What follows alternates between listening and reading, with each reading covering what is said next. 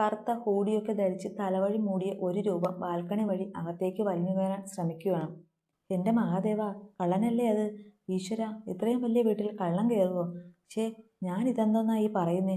വലിയ വീട്ടിലല്ലാതെ പിന്നെ ചെറിയ വീട്ടിൽ കള്ളം കയറുമോ? ഓ എൻ്റെ ശിവ, അവൾ സ്വയം തലക്കടിച്ചുകൊണ്ട് ഓർത്തു. ഒച്ച വെച്ചാൽ അവൻ ഇറങ്ങി ഓടിയാലോ?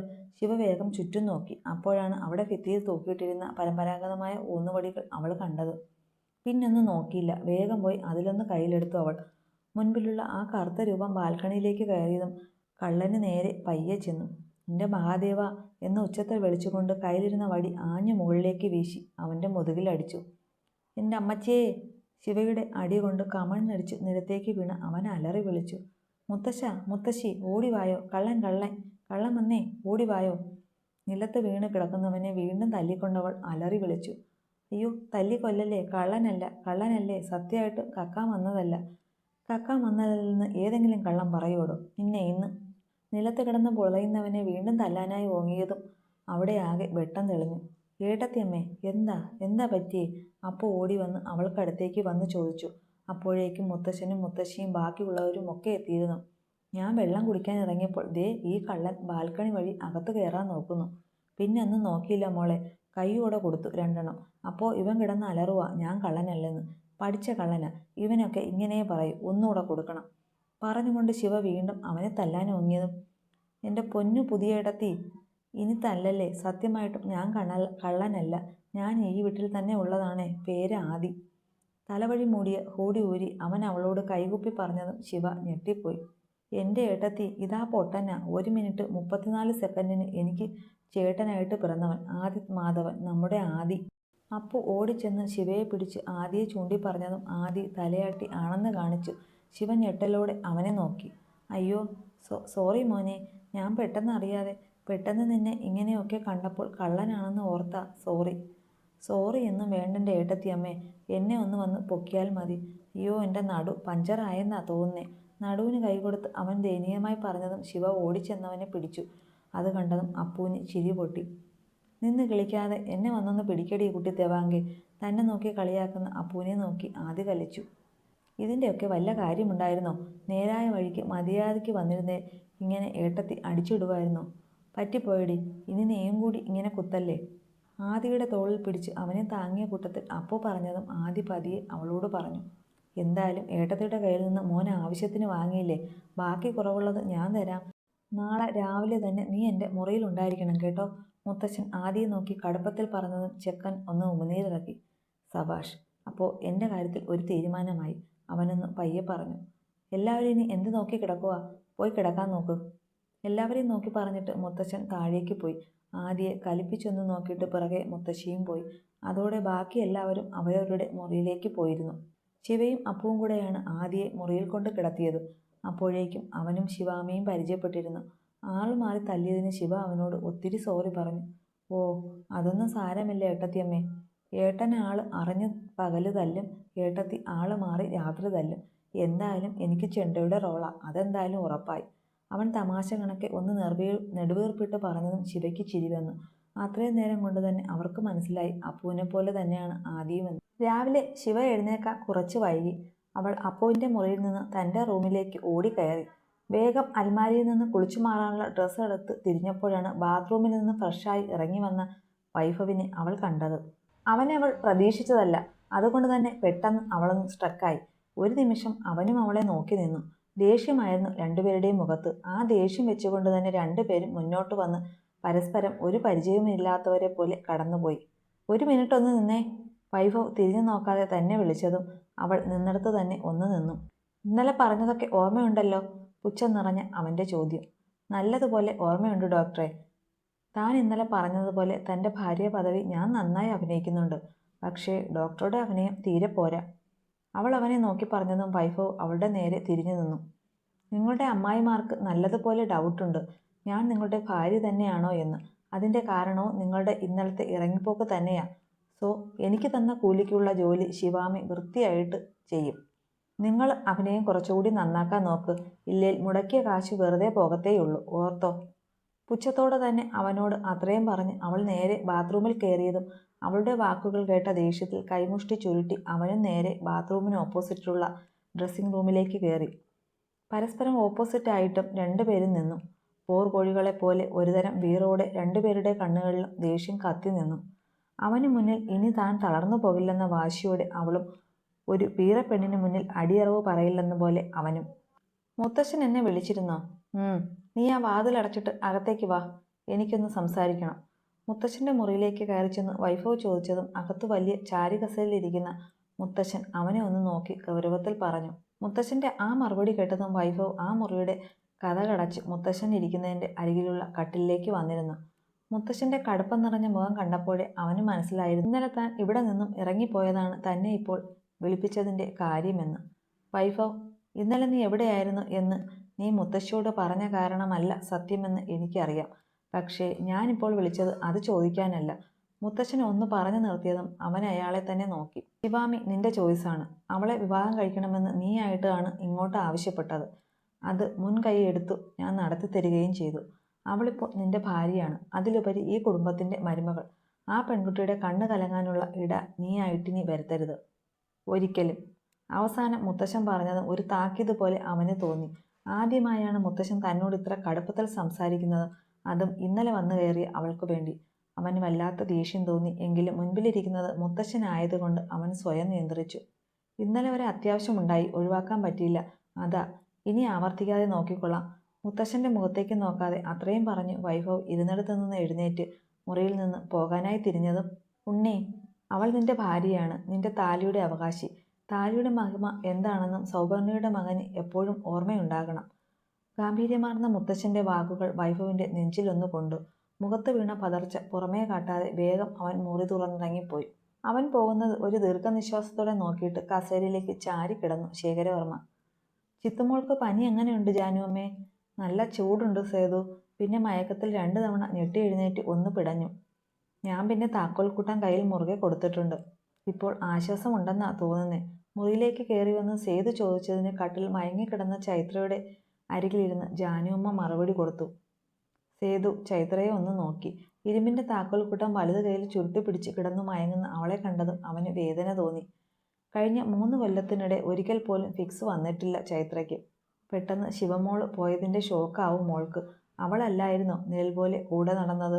പെട്ടെന്ന് ഒറ്റയ്ക്കായപ്പോൾ പഴയതെല്ലാം ഓർമ്മ വന്നു കാണും പാവം കുട്ടിക്ക്. ചൈത്രയുടെ തലയിലൂടെ ഒന്ന് തലോടി ജാനുവമ്മ വിഷമത്തോടെ പറഞ്ഞു. എന്തായാലും കുറവില്ലേ, നമുക്ക് അനിതയുടെ അരികിൽ പോകാം ജാനുവമ്മേ. പിന്നെ ശിവ വിളിച്ചാൽ ചിത്തുവിൻ്റെ കാര്യം പറയണ്ട. വെറുതെ എന്തിനാ അവളെ കൂടെ വിഷമിപ്പിക്കുന്നേ? സേതു പറഞ്ഞതും ജാനുവമ്മ ശരിയെന്ന് മൂളി.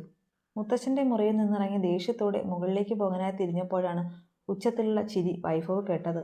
അവൻ പതിയെ ഉമ്മറപ്പടിയിൽ നിന്ന് നോക്കിയപ്പോൾ കണ്ടു ആ ചിരിയുടെ ഉടമകളെ. ഉമ്മറത്തെ വലിയ തിണ്ണയിലെ ആദ്യ പടിയിൽ ഇരിക്കുകയാണ് അപ്പമ്മ. അപ്പമ്മയ്ക്ക് താഴെയായി ശിവാമി, അവൾക്ക് താഴെയായി അപ്പു. അവർക്ക് 3 പേർക്ക് മുന്നിലായി സോപാനത്തിൽ ചമ്പളക്കുടുക്കയായി ഇരിക്കുന്നുണ്ട് ആദിയും. അപ്പമ്മയുടെ കൈകൾ ശിവാമിയുടെ തലയിൽ തഴുകുന്നുണ്ട്. അപ്പു അവളുടെ മടിയിൽ തലവെച്ച് കിടക്കുകയാണ്. 3 പേരും ആദിയുടെ എന്തോ വീമ്പ് പറച്ചിൽ കേട്ടുകൊണ്ടിരിക്കുകയാണ്. അവർ 3 ആളും ചിരിയോടെ ഓരോന്ന് പറഞ്ഞുകൊണ്ട് ഇരിക്കുന്നത് കണ്ട് വൈഭവിന് കലികേറി. മുത്തശ്ശി രാവിലെ വഴക്ക് പറഞ്ഞതും മുത്തശ്ശൻ ഇപ്പോൾ തന്നോട് മുഖം കറുപ്പിച്ച് സംസാരിച്ചതുമൊക്കെ ആയിരുന്നു അവൻ്റെ മനസ്സിൽ. അതിലുപരി അപ്പമ്മ അവളോട് കാണിക്കുന്ന അടുപ്പം, അതെല്ലാം കൂടിയായപ്പോൾ വൈഭവിന് ശിവയോട് വല്ലാത്ത ദേഷ്യം തോന്നി. നിന്നെ അങ്ങനെ വിടാൻ പറ്റില്ലല്ലോ അഹങ്കാരി, അവൻ മനസ്സിൽ ചിന്തിച്ചുകൊണ്ട് അവർക്കടുത്തേക്ക് ചെന്നു. അങ്ങനെ ഒരു കൂട്ടുകാരൻ്റെ ഫ്രണ്ടിൻ്റെ ചേട്ടൻ്റെ കല്യാണത്തിന് പഞ്ചാബിൽ പോയ ഞാനാണ് 6 ദിവസം മണാലിക്ക് പോയി അടിച്ചു പൊളിച്ചത്. കുഞ്ഞേട്ടൻ്റെ കല്യാണത്തിന് മുന്നേ വരാൻ നോക്കിയതാ, പക്ഷേ തിരിച്ചുള്ള ട്രെയിൻ കിട്ടിയില്ല. പിന്നെ ഒന്നും നോക്കിയില്ല, നേരെ കള്ളവണ്ടി കയറി. പക്ഷേ അത് ഇവിടെ എത്തിയപ്പോഴേക്കും ഏട്ടൻ്റെ കല്യാണവും കഴിഞ്ഞു, ഫസ്റ്റ് നൈറ്റും കഴിഞ്ഞു. നിന്റെ തലക്കിട്ട് ഒരടിയും കിട്ടി അല്ലേടാ? വലിയ കാര്യം പോലെ ആദ്യം പറഞ്ഞു നിർത്തിയതും അപ്പുവിൻ്റെ വക കമൻറ്റ് വന്നു. അത് കേട്ടതും ശിവ ഒന്ന് ചിരിച്ചുപോയി. ഒരടിയല്ലേ, അതിപ്പോൾ ആർക്കാണേലും കിട്ടും. ആദ്യം നീയും കിടന്ന് കുത്തിപ്പൊക്കണ്ട തേവാങ്കേ നീ. തന്നെ കളിയാക്കിയ അപ്പുവിന് നേരെ പല്ല് ഞെരിച്ചുകൊണ്ട് ആദി പറഞ്ഞു. അടി എല്ലാവർക്കുമൊക്കെ കിട്ടും, അത് പക്ഷേ ഇങ്ങനെ സ്വന്തം വീട്ടിൽ കള്ളനെ പോലെ കയറിയിട്ടല്ല. പെട്ടെന്ന് വൈഭവിൻ്റെ ശബ്ദം അവിടെ ഉയർന്നു കേട്ടതും ഞെട്ടിപ്പോയ ആദി ഇരുന്നിടത്ത് നിന്ന് എഴുന്നേറ്റ് പോയി. കൂട്ടത്തിൽ ശിവയും അപ്പുവും. തീർന്നു, ഈ കടുവ ഇവിടെ നിൽപ്പുണ്ടായിരുന്നോ? തൻ്റെ മുൻപിൽ കൈകെട്ടി നിൽക്കുന്ന വൈഭവിനെ കണ്ട ആദി പേടിയോടെ മനസ്സിലോർത്തു. പേടിച്ചരണ്ട ആദിയുടെ നിൽപ്പ് കണ്ട് ശിവയ്ക്കും അപ്പുവിനും ചിരി പൊട്ടി. കുഞ്ഞേട്ടാ, തല്ലരുത്, ഇനി താങ്ങൂല ഞാൻ. എനിക്ക് ആവശ്യമുള്ളത് ഇന്നലെ ഏട്ടത്തിയമ്മ തന്നു. ഇത്തവണത്തേക്ക് മാപ്പാക്കണം പ്ലീസ്.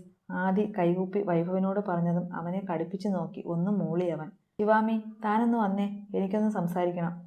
ആദിയിൽ നിന്ന് നോട്ടം മാറ്റി വൈഭവ് ശിവയോട് പറഞ്ഞു. എന്തിനെ?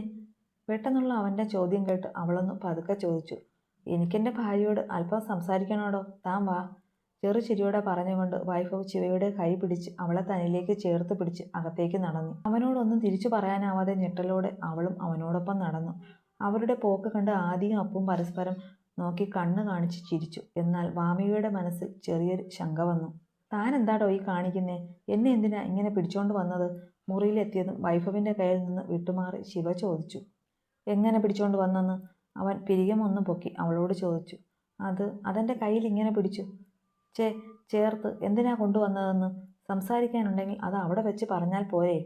ശിവ ദേഷ്യത്തോടെ ചോദിച്ചതും വൈഭവ് ഒരു ചിരിയോടെ അവളുടെ മുൻപിലേക്ക് വന്നു നിന്നു. ശിവാമി, താനിപ്പോൾ എൻ്റെ ഭാര്യയാണ്. നാലാളുടെ മുന്നിൽ വെച്ച് തൻ്റെ കൈ എനിക്ക് പിടിക്കാം, അതിനൊരു തെറ്റില്ല. പിന്നെ താൻ തന്നെയല്ലേ പറഞ്ഞത് എൻ്റെ അഭിനയം പോരാന്ന്? അപ്പോൾ അതുകൂടി അങ്ങ് നന്നാക്കാമെന്ന് കരുതി. എന്തേ? ചിരിയോടെയുള്ള അവൻ്റെ ചോദ്യം കേട്ട് ശിവയുടെ മുഖം കൂർത്തു. അവൾ അവനിൽ നിന്ന് ദേഷ്യത്തോടെ മുഖം വെട്ടിച്ചു. എന്നാൽ അടുത്ത നിമിഷം വൈഭവ് ശിവയെ അരയിൽ കൂടെ ചേർത്ത് തന്നിലേക്ക് അടുപ്പിച്ചു പിടിച്ചു. ശിവയുടെ ഉണ്ട കണ്ണുകൾ മിഴിഞ്ഞുപോയി. അവൾ അവൻ്റെ നെഞ്ചിലേക്ക് ചെന്ന് ഇടിച്ചു നിന്നു. അവൻ്റെ വിരിവാർന്ന നെഞ്ചിലേക്ക് അവൾ ചേർന്നതും ആ നിമിഷം പെണ്ണിൻ്റെ ശ്വാസം വിലങ്ങി. ഉടലൊന്ന് വിറച്ചുപോയി. അവളുടെ ഗന്ധം അവൻ്റെ നാസികയിലും കയറി. വൈഫിൻ്റെ കൈ ശിവയുടെ അരക്കെട്ടിലൊന്ന് മുറുകി. താൻ എന്താ ഈ കാണിക്കുന്നേ? എന്നെ വിട്. തെല്ലു നേരം കഴിഞ്ഞതും പെട്ടെന്ന് ബോധം വന്നതുപോലെ ശിവ അവനെ തന്നിൽ നിന്ന് തള്ളി മാറ്റി കുതറി. Quit Shivami, don't move, someone watching us. നേർത്ത ശബ്ദത്തിൽ അവളുടെ കാതോരം അവൻ പറഞ്ഞതും ശിവയുടെ മിഴികൾ ഒന്ന് പിടഞ്ഞു. അവൾ അവൻ്റെ നെഞ്ചിൽ നിന്ന് മുഖമുയർത്തി മുന്നോട്ട് നോക്കി. വൈഭവിൻ്റെ പിറകിലായുള്ള കബോർഡിൽ വിറൽ അവൾ കണ്ടു. തുറന്നിട്ട വാതിലിന് വെളിയിലായി മുറിക്ക് പുറത്തുനിന്ന് ഒളിഞ്ഞു നോക്കുന്ന ആളെ. അഞ്ജലി. ശിവ കണ്ണാടിയിൽ കൂടി അവളെ നോക്കി പതിയെ പറഞ്ഞതും വൈഭവ് ഒന്ന് മൂളി. അഞ്ജലി നോക്കുന്നുണ്ടെന്ന് കണ്ടാണ് വൈഭവ് ഇപ്പോൾ തന്നോട് അങ്ങനെ കാണിച്ചതെന്ന് ശിവയ്ക്കപ്പോൾ മനസ്സിലായി. അവനെ തള്ളി മാറ്റാനായി മുതിർന്ന അവളുടെ കൈകളെ അവൾ അയച്ചു. അവൻ്റെ പുറത്തുകൂടി കൈയിട്ട് അവളും അവനെ കെട്ടിപ്പിടിച്ചു നിന്നു. അവളുടെ നീക്കം മനസ്സിലായ വൈഭവ് ചുണ്ടിൽ വിരിഞ്ഞ ഒരു ചെറു ചിരിയോടെ കണ്ണുകളടച്ച് ശിവയെ ഒന്ന് ആഞ്ഞു പുണർന്നു. ഈ കാഴ്ച കണ്ട അഞ്ജലിയുടെ മുഖം കറുത്തു. മുഖമെല്ലാം ദേഷ്യം കൊണ്ട് മൂടി. തൻ്റെ മുറിയിൽ നിന്ന് ഇറങ്ങി വരുമ്പോഴാണ് വൈഭവ് ശിവയെ പിടിച്ചുകൊണ്ട് അവരുടെ മുറിയിലേക്ക് കയറുന്നത് കണ്ടത്. അവൻ അവളെ വലിച്ചുകൊണ്ട് പോകുന്നതും ശിവയുടെ മുഖവുമൊക്കെ കണ്ടപ്പോൾ അവർ തമ്മിൽ എന്തോ പ്രശ്നമുണ്ടെന്നതുപോലെ തോന്നിയാണ് അവൾ പതിയെ അവരുടെ മുറിക്ക് മുന്നിലെത്തി ഒളിഞ്ഞു നോക്കിയത്. എന്നാൽ താൻ ചിന്തിച്ചതിന് വിപരീതമായി പരസ്പരം പുണർന്നു നിൽക്കുന്ന വൈഭവിനെയും ശിവാമിയെയും കണ്ട് അവളുടെ സകല കിളികളും പോയി. വല്ലാത്തൊരു ദേഷ്യത്തോടെ അവൾ അവിടെ നിന്ന് വെട്ടിത്തിരിഞ്ഞ് താഴേക്ക് പോയി. മാറിക്കേ, അവൾ പോയി. അഞ്ജലി പോകുന്നത് കണ്ട വൈഭവ് ശിവയെ തന്നിൽ നിന്ന് അടർത്ത് മാറ്റി പറഞ്ഞതും ശിവയും വേഗം അവനിൽ നിന്നുള്ള പിടുത്തം വിട്ടുമാറി. എന്നെ കയറി ഇങ്ങോട്ട് കെട്ടിപ്പിടിച്ചിട്ട് എന്നോട് മാറാൻ. ഇങ്ങേർ ഹാർട്ടിൻ്റെ മാത്രമാവില്ല, ഭ്രാന്തിൻ്റെയും ഡോക്ടറാവും. ആദ്യം വിളിക്കുന്നത് വെറുതെയല്ല, കടുവ. ചുണ്ടുകോട്ടി പതുക്കെ മുറുമുറുത്തു ശിവ. എന്താ പറഞ്ഞേ? ശിവ പിറുപിറുക്കുന്നത് കേട്ട വൈഭവ് ചോദിച്ചു. പേരൊന്നും പറഞ്ഞില്ല. ഇനി ഇമാതിരി തൊട്ടും തൊടിയിലും എന്നോട് വേണ്ടെന്നാ പറഞ്ഞത്. തൊട്ടും തൊടാതെയും കെട്ടിപ്പിടിച്ചും അഭിനയിക്കാൻ എനിക്കറിയില്ല. അഭിനയമാണേലും ഇല്ലേലും ഇനി അങ്ങനെ വേണ്ട. പിന്നെ ഇതുപോലെ ഈ വീട്ടിൽ ഇനി ആരെയും ഒളിഞ്ഞു നോക്കുവാണെങ്കിൽ ആ കതവ് അങ്ങ് അടച്ചേക്കണം. അല്ലാതെ മനുഷ്യൻ്റെ മെക്കിട്ട് കയറിയേക്കരുത്, പറഞ്ഞേക്കാം. പിന്നെ അങ്ങ് കയറാൻ പറ്റിയ മുതൽ. അവനൊരു പുച്ഛത്തോടെ അവളെ നോക്കി. നിന്റെ തൊലി വെളുപ്പ് കണ്ട് എനിക്കൊരു മാറ്റം വരുമെന്ന് നീ വിചാരിക്കുന്നുണ്ടെങ്കിൽ മോള് ആ പൂതി അതങ്ങ് മാറ്റി വെച്ചേക്ക്. നിന്നെക്കാളും എത്രയോ മികച്ച പെണ്ണുങ്ങളെ ഈ വൈഭവ് കണ്ടിട്ടും അറിഞ്ഞിട്ടുമുണ്ട്. അതെനിക്കറിയാം. നിങ്ങളുടെ ആ സ്വഭാവം ശരിക്ക് അറിഞ്ഞിട്ട് തന്നെയാ ശിവാമി തൻ്റെ താലിക്ക് കഴുത്ത് നീട്ടിയത്. പിന്നെ തന്നെ ആഗ്രഹിക്കാൻ അതും ഞാൻ. തെറ്റിപ്പോയി ഡോക്ടറെ. തൻ്റെ മുന്നിൽ പഞ്ചമടക്കി നിൽക്കുന്ന ഒരുപാട് പെണ്ണുങ്ങളുണ്ടാവും. ആ കൂട്ടത്തിൽ താൻ എന്നെ കാണണ്ട. പിന്നെ ഈ കോൺട്രാക്റ്റ് തന്നെക്കാളും നന്നായി ഞാൻ ചെയ്യുന്നുണ്ട്. അവൻ്റെ മുഖത്ത് നോക്കി വീറോടെ പറഞ്ഞുകൊണ്ട് ശിവ തിരിഞ്ഞ് മുറിക്ക് വെളിയിലേക്ക് നടന്നു. പിന്നെ ഒരു കാര്യം, തന്നോട് നന്നാവാൻ പറയാൻ ഞാനില്ല. കാരണം താൻ എങ്ങനെയായാലും എനിക്കൊരു പുണ്ണാക്കുമില്ല. പക്ഷേ നിങ്ങളുടെ ഈ വൃത്തികെട്ട മുഖം അറിയാത്ത കുറച്ചു പേരുണ്ട് ഈ വീട്ടിൽ. നിങ്ങളെ സ്നേഹിക്കുന്ന കുറച്ചു പാവങ്ങൾ. പറ്റുമെങ്കിൽ അവരെയെങ്കിലും ഒന്ന് പറ്റിക്കാതെ ഇരിക്കും. പോകും വഴി പുറകോട്ട് നോക്കി തിരിഞ്ഞ് അവനോട് ഒരു പുച്ഛത്തിൽ പറഞ്ഞിട്ട് ശിവ ആ മുറിയിൽ നിന്ന് ഇറങ്ങിപ്പോയി. അവളുടെ വാക്കുകൾ കേട്ടതും ദേഷ്യത്തോടെ വൈഭവിൻ്റെ മുഖം വലിഞ്ഞു മുറുകി. കൈ ചുരുട്ടി അവൻ കലിയോടെ നിന്നു. വൈഭവനോടുള്ള ദേഷ്യത്തിൽ താഴേക്ക് പടിയിറങ്ങി വന്ന ശിവ ബെല്ലും ബ്രേക്കുമില്ലാതെ നേരെ ചെന്ന് ഒരാളെ ഇടിച്ചു. ഒരു കപ്പ് ചായ നിലത്തേക്ക് വീണു പൊട്ടിച്ചിതറി. അയ്യോ സോറി, ക്ഷമിക്കണം. ഞാൻ പെട്ടെന്ന് ഇറങ്ങി വന്നപ്പോൾ കണ്ടില്ല. ഞാൻ അറിയാതെ. ശിവ ഒരു ഞെട്ടലോടെ നിലത്ത് പൊട്ടിക്കിടക്കുന്ന ചായക്കപ്പിലേക്കും പിന്നെ താൻ ഇടിച്ച ആളെയും നോക്കി പറഞ്ഞു. ഏയ് സാരമില്ല, ഞാനും ധൃതി പിടിച്ച് ഇങ്ങോട്ടേക്ക് വന്നത്. അവർ ഒരു പുഞ്ചിരിയോടെ ശിവയെ നോക്കി പറഞ്ഞു. ആൻറ്റിയുടെ ദേഹത്തൊന്നും ആയില്ലല്ലോ അല്ലേ? ഞാനിത് ഇപ്പോൾ ക്ലീൻ ചെയ്യാം. ഏയ് അതൊന്നും വേണ്ട കുട്ടി, ഇവിടെ സീതയുണ്ടല്ലോ, അവരിതൊക്കെ ചെയ്തോളും. സീതയെ ശിവയോട് പറയുന്നതിനൊപ്പം അടുക്കള ഭാഗത്തേക്ക് നോക്കി നീട്ടി വിളിച്ചു അവർ. എന്താ സുധ കുഞ്ഞെ? അടുക്കളയിൽ നിന്ന് പെട്ടെന്ന് വന്ന സീത ചോദിച്ചു. സീതേ, മോളുടെ കൈതട്ടി എൻ്റെ കയ്യിൽ നിന്നും ചായ താഴെ പോയി. നീ ഇതൊന്ന് ക്ലീൻ ചെയ്തേക്ക്. അതിനെന്താ, ഞാൻ അതിപ്പോൾ തന്നെ തുടച്ചേക്കാം. സൗദാമിനി പറഞ്ഞത് കേട്ട സീത വേഗം അടുക്കളയിലേക്ക് പോയി. ശിവയാണയിൽ വല്ലാതെ വിഷമിച്ച് നിൽപ്പാണ്. അവളായിട്ട് ശ്രദ്ധിക്കാതെ ഇങ്ങോട്ട് വന്ന് ഇടിച്ചതാണെന്ന് ഓർത്തു നിൽപ്പാണ് അവൾ. എന്നാൽ ഈ സമയമൊക്കെ സൗദാമിനിയുടെ കണ്ണുകൾ ശിവയുടെ മുഖത്തൂടെ ഓടി നടന്നു. മോൾക്ക് എന്നെ മനസ്സിലായോ? സൗദാമിനി പതിയെ ശിവയുടെ കവളിൽ ഒന്ന് തൊട്ട് ചോദിച്ചു. അത് പിന്നെ ശിവ എന്ത് പറയണമെന്ന് അറിയാതെ ഒന്ന് ഉഴറി. ഈ വീട്ടിൽ വന്നപ്പോൾ തൊട്ട് പലപ്പോഴായി കണ്ടിട്ടുണ്ട് ഈ നിൽക്കുന്ന മുഖം. പക്ഷേ തന്നോട് ഇതുവരെ ഒന്നും മിണ്ടിയിട്ടില്ല. എന്തിന്, തനിക്ക് നേരെ ഒരു തവണ പോലും ഇങ്ങനെ ചിരിച്ചുകൊണ്ട് നിന്നിട്ടില്ല. അതുകൊണ്ട് തന്നെ എന്ത് മറുപടി പറയണമെന്ന് അവൾക്കറിയില്ലായിരുന്നു. ആഹാ, അപ്പോൾ അമ്മായിയും മരുമോളും ഇതുവരെ പരിചയപ്പെട്ടില്ലേ? ഒരു മോപ്പും ഡസ്റ്റ്ബിനുമായി അങ്ങോട്ടേക്ക് വന്ന സീത ചിരിയോടെ പറഞ്ഞത് കേട്ടതും ശിവ ആ അമ്മയെ ഞെട്ടി നോക്കി. ഡോക്ടറുടെ അമ്മയാണോ ഇത്? അവൾ ഓർത്തു. സൗദാമിനി ശിവയെ നോക്കി ഒന്ന് പുഞ്ചിരിച്ചു. എന്നാൽ ആ ചിരിയിൽ എന്തോ വേദന പോലെ അവൾക്ക് തോന്നി. സീത വേഗം അവിടമെല്ലാം ക്ലീൻ ചെയ്തു പോയി. മോൾക്ക് സുധേ.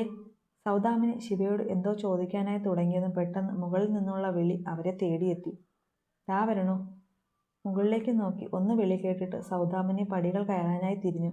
എന്നാൽ പോകും മുമ്പ് ഒന്ന് നിന്ന് വീണ്ടും ശിവയെ നോക്കി. എനിക്കിഷ്ടായി കേട്ടോ മോളെ, ഒത്തിരി ഇഷ്ടമായി. ശിവയുടെ നെറുകയിൽ സ്നേഹത്തോടെ ഒന്ന് തലോടി ഒരു ചിരിയാലെ പറഞ്ഞു സൗദാമിനി മുറിയിലേക്ക് കയറിപ്പോയി. ശിവയും ഒരു പുഞ്ചിരിയോടെ അത് നോക്കി നിന്നു. കേട്ടത്തിയമ്മേ. അങ്ങോട്ടേക്ക് വന്ന അപ്പു അവളെ പിടിച്ചു വിളിച്ചു. ശിവ അപ്പുവിനെ നോക്കി. സുധ അമ്മായി ഏട്ടത്തിയോട് മിണ്ടിയോ? എന്നോട് സംസാരിച്ചു. എന്തേ അപ്പു അങ്ങനെ ചോദിച്ചേ? ആശ്ചര്യത്തോടെയുള്ള അപ്പുവിൻ്റെ ചോദ്യം കേട്ട് ശിവ അവളോട് ചോദിച്ചു. അല്ല, സുധ അമ്മായി ഇവിടെ ആരോടും അങ്ങനെ അടുപ്പമില്ല, അധികം സംസാരിക്കത്തുമില്ല, അതുകൊണ്ട് ചോദിച്ചതാ. അതെന്താ, നിങ്ങളോട് സംസാരിക്കില്ലേ? ശിവ വിശ്വാസം വരാതെ ചോദിച്ചതും അപ്പു ചുമല് കുച്ചി ഇല്ലെന്ന് കാണിച്ചു. ശിവയ്ക്ക് ആശ്ചര്യമായി. ഓരോ ദിവസം കഴിയുന്തോറും ഈ തറവാടും ഇവിടെയുള്ളവർക്കും എല്ലാം വല്ലാത്തൊരു നിഗൂഢത പോലെ അവൾക്ക് തോന്നി. എന്തായാലും അപ്പുവിനോട് ഇതിനെപ്പറ്റി കുറച്ച് കൂടുതൽ സംസാരിക്കണമെന്ന് അവൾ ഉറപ്പിച്ചു.